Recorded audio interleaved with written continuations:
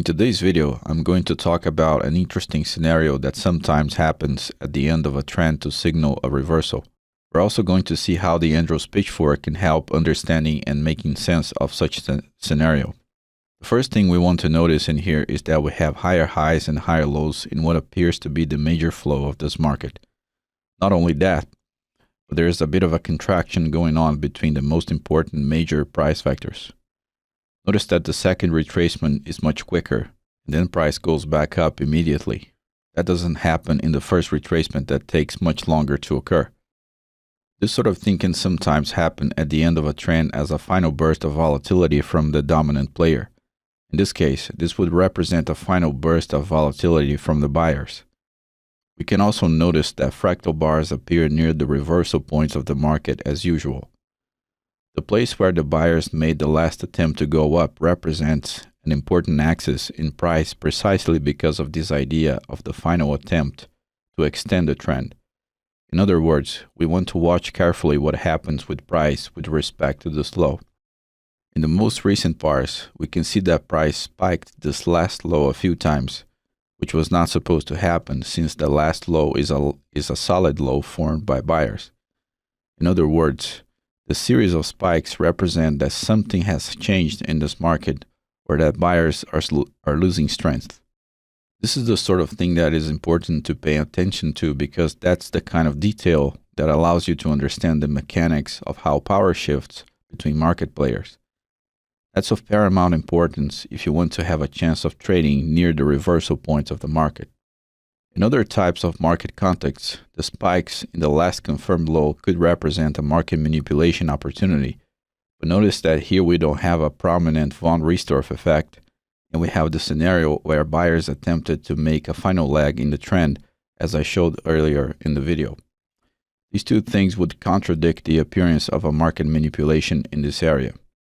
The really interesting part of what I wanted to show you relies on the line work that matches this context I have been describing so far.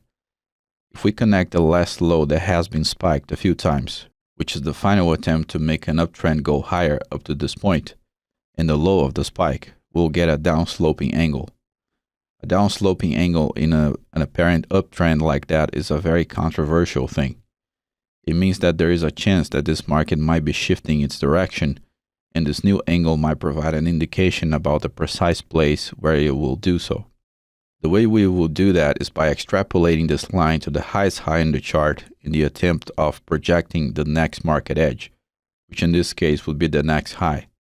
If the presented contextual interpretation is correct, then the market should make a downturn somewhere along the upper line, which angle is given by the lower line. Since individual lines tend to be weak, it's good if we can find other types of lines that agree with the already existent line work and context. For example, if we draw an Andrews pitchfork using the last confirmed low, the highest high in the chart, and the low formed by the spikes, we'll see that the center line of the pitchfork points roughly to an area where the downsloping line, the inward frequency line, and the center line all intersect. Let's advance price to see what happens next.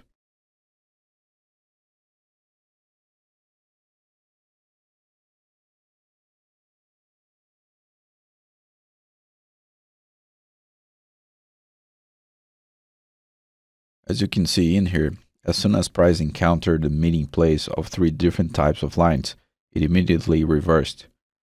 Notice also that beyond the line work, when price reaches that intersection, it creates a fractal bar, which would be a fourth layer of confirmation not only to the line work, but for the market context as well.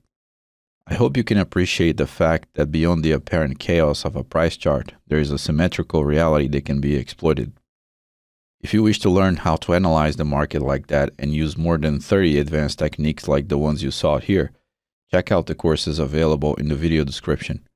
If you enter my website fractalflowpro.com, you will see the table of contents of each course and also a wall of YouTube verified testimonials from students of my courses.